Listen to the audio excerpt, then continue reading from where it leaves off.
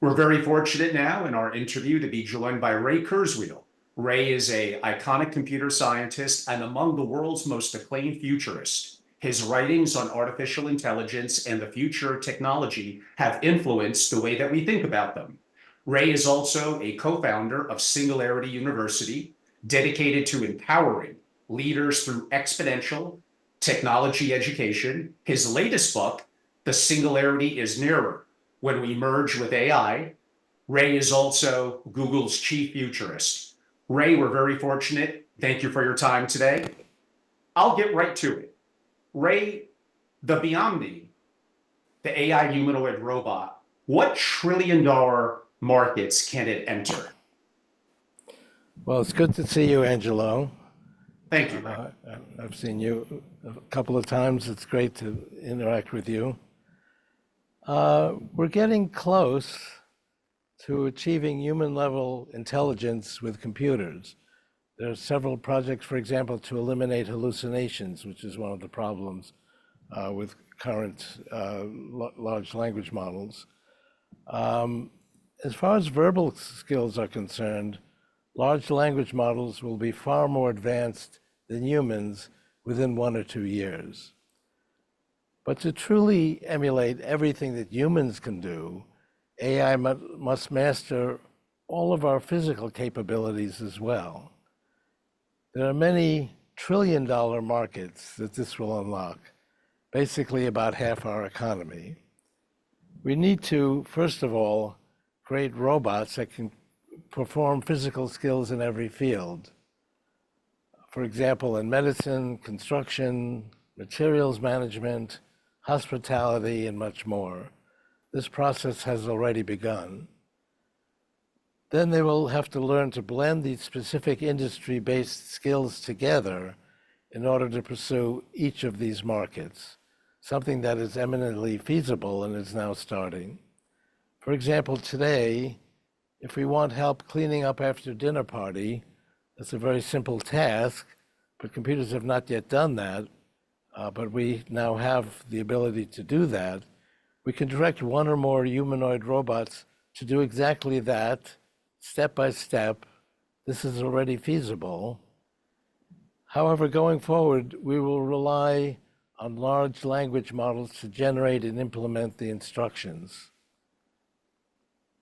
We can direct one or more humanoid robots to do exactly that. This is already feasible.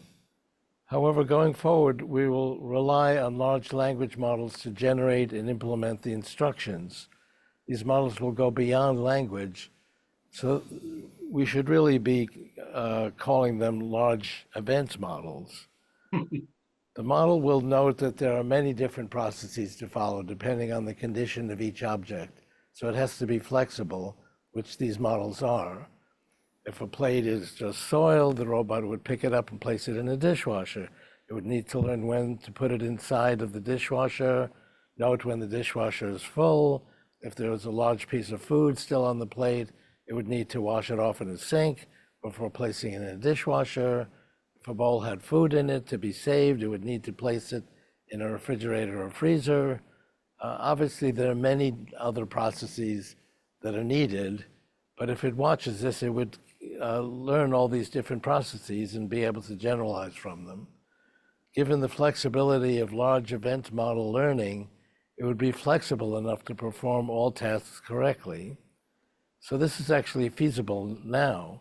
When learning, the robots will need to continue to train in the physical world so they can perform all tasks correctly on different types of input. But given the flexibility that we have already seen in large event models, this will become very feasible. Humanoid robots will be able to do every task relating to setting, clearing, cleaning tables in the hospitality industry.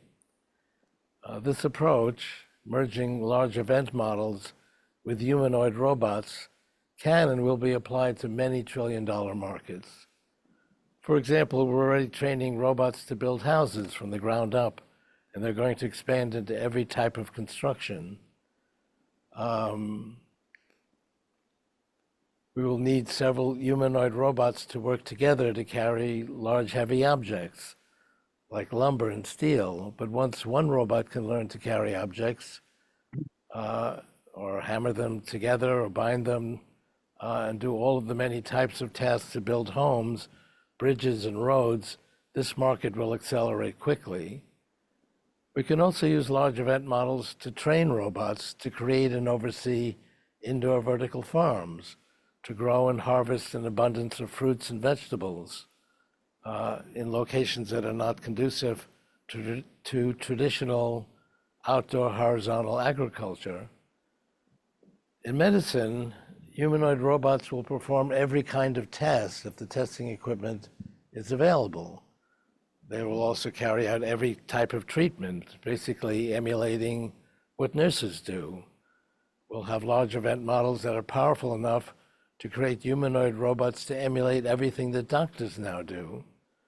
In terms of product distribution, humanoid robots will perform all tasks from end to end. So companies such as Amazon already have specialized equipment to help accomplish this. But once there's an enormous market for humanoid robots and their future versions, they will become very inexpensive and accessible to all businesses, large and small. They'll perform retail work, including sophisticated jobs that require customer interaction. After all, AI's language skills are already more advanced than its physical skills today. So basically, everything we now do with our bodies and minds will be feasible for humanoid robots, and they will be able to do more, like save people from dangerous situations that are too risky for human emergency workers, and there's many different situations like that that are feasible. These physical tasks comprise approximately half our economy if you go through them all. Humanoid robots are starting out with routine tasks, but over time they'll do everything that humans can do with our hands and bodies. Look at the enormous progress we've made with LLMs, large language models, in just the last 2 years. We're going to see the same rapid progress in the physical world, now that we have basic human-centric robots.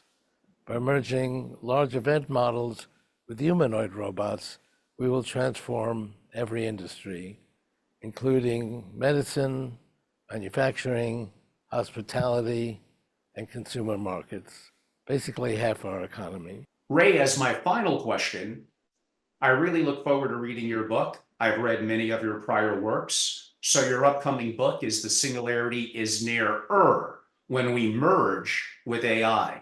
It's an entirely new book with a fresh perspective on the advances towards singularity. I believe you were assessing in 1999 a prediction that AI will reach human level intelligence by 2029. If you could talk a little bit about your new book. Yes, well, I have a graph that shows the exponential growth of computing power. And when I came out with that, that was kind of controversial, but it's really shown to be quite accurate. And so I had this graph in 1999, and so that we get to about 1 trillion transactions per second per constant dollar by around 2029.